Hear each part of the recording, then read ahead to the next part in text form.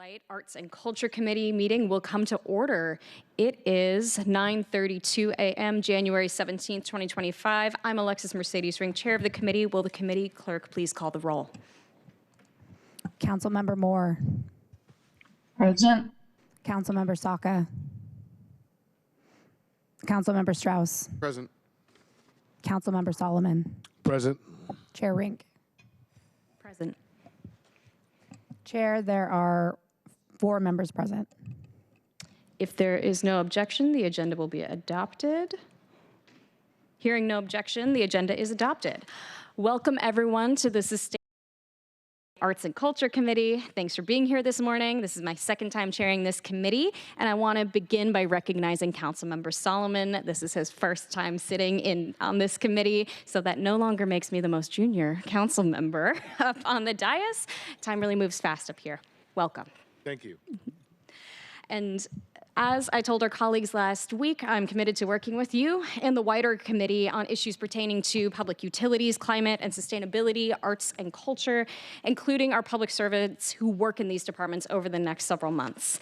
My staff and I have been working with different departments to plan some interesting, informative, and robust presentations for upcoming meetings, and I really look forward to hearing your thoughts and feedback on these as collaborators. And moving into business, during our last committee, we had to break at the last moment, so I want to once again acknowledge the incredible response of the team over at the Office of Emergency Management when we had the bomb cyclone event at the end of 2024. I cannot express enough how appreciative this council is of disaster and the emergency response work OEM does for our community and residents. And however, in that same regard, I also want to acknowledge that there was significant damage that will need to be fiscally addressed. And we know that there has been a request for FEMA response by our federal delegation. And however, given the last 2 weeks of what can be described as uncertainty at the federal level, with demeaning attempts to demoralize federal civil servants into resigning, and actual comments by the sitting president regarding eradicating FEMA as an agency altogether, as was recently done to USAID. This is something that this committee and the council will be watching closely over the next couple of weeks and months. With that, we have one agenda item today with a vote on the appointment of Heather Hargsensheimer, apologies, to the International Special Review District Board at the Department of Neighborhood's Historic Preservation Program. And with that, we will now open the hybrid public comment period. Public comments should relate to items on today's agenda or within the purview of this committee. Clerk, how many speakers are signed up for today? Currently, we have 0 in-person speakers signed up and 1 remote. Okay, wonderful. Each speaker will have 2 minutes. We will start with, well, we don't have any in-person speakers. So with that, clerk, can you please read the public comment instructions?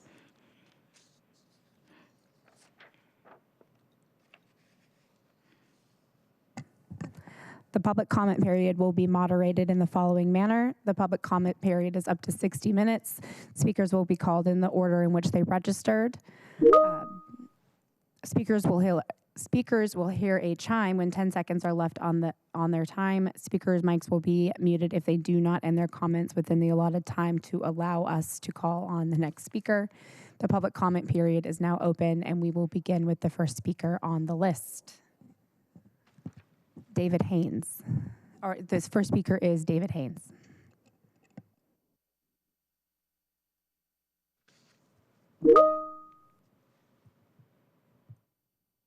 Hi, thank you, David Haynes. Is it sustainable to force people to live and work in preserved modern third world slums that council wants to historically iconic shine a light on, that are dilapidated, inflated, and deregulated of their antiquated building codes, watered down to the point that you have to suffer when you live in and visit buildings like we see throughout Pioneer Square and the ID, where you get cheated out of a 21st century first world quality living experience for working class and customer space. Yet you get charged a rent that's double, triple, quadruple remortgaged with no scrutiny of how low quality the buildings are. But yet we got a mayor and council who think it's more important to cater to banks owning rundown real estate and manipulate public perceptions of safety while cosmetically prettifying for artificial inflated property values, where you gussy up the paint and you ignore the fact that the building itself is a slum. It's like if you're a product of your environment and you live in a bunch of slums, there's nothing really inspiring about that. Yet if you drink a lot of alcohol, you celebrate dive bars and rundown buildings as if it fits in with the lifestyle of Seattle bottom-dwelling progressives. And it's a telltale sign of why there's so many drug addicts and criminals who have taken over Chinatown and Pioneer Square. It's the most depressing part of the county. Have you ever come in on the car ferry and just take a quick overview of the skyline of Seattle? The one dark, sunk, misery-looking place is Pioneer Square. And if you take a look at the historical past of Pioneer Square and Chinatown, it's like a reminder of the mean-spirited racism of some ignorant past that you all want to preserve. We need legislation that prioritizes financing new 21st century first world quality redevelopments that go higher in the levels with robust floor plans than forcing us to accept this low quality, ignorant past. Thank you, David. There are no additional registered speakers, and we'll now proceed to our items of business. Okay. So we will now move on to our first and only item of business. Thank you all for attending today. With only one item of business, will the clerk please read item 1 into the record?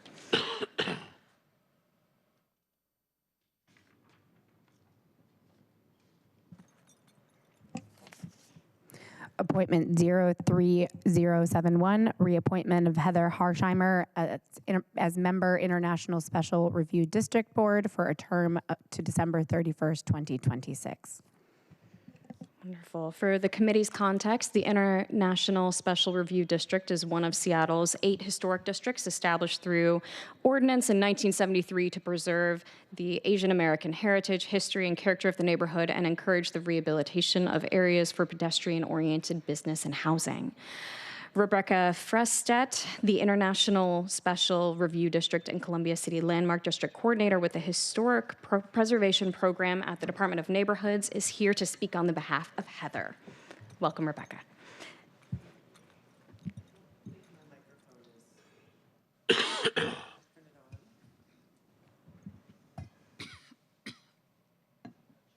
Me to proceed? It should be good now. Okay. Still. Oh, okay. Is it all right now? Yeah, I'm not wearing my normal glasses. It's just very faint. Okay, sorry about that. Good morning, everyone. I'm, as noted, Rebecca Freestead, and I work with the Historic Preservation Program. I oversee 2 of the city's 8 historic districts, the International Special Review District, which I'm here to speak on today, and the Columbia City Landmark District. The International Special Review District Board, would it be helpful just to give a brief overview of the board and what it oversees, is one of the city's boards and commissions. There are 8 historic review districts, and each has its own board or commission that helps advise on changes that are proposed within that district. And so within this International Special Review District, the board is charged with reviewing changes to the underlying principal use of a space, as well as any changes to the exterior of a building or changes to the rights-of-way or open spaces in the district. The board doesn't have jurisdiction over changes on the interiors. The board is advisory to the director of the Department of Neighborhoods, and it's a 7-member board. 5 of the members are elected through an annual community election with staggered 2-year terms, and 2 of the members are appointed by the mayor's office and confirmed by council, and so this is one of those positions. It's position 6, and Heather Hargesheimer is serving she's served 1 term on the board, and we're proposing reappointment. She is an architect with over 30 years of experience. She's worked for a variety of firms on residential and institutional buildings, public and private projects. She's got a great breadth of experience. And she has been serving as the vice chair on the board this past year. She's done a wonderful job. And I'm happy to answer any questions you may have. Colleagues, any questions?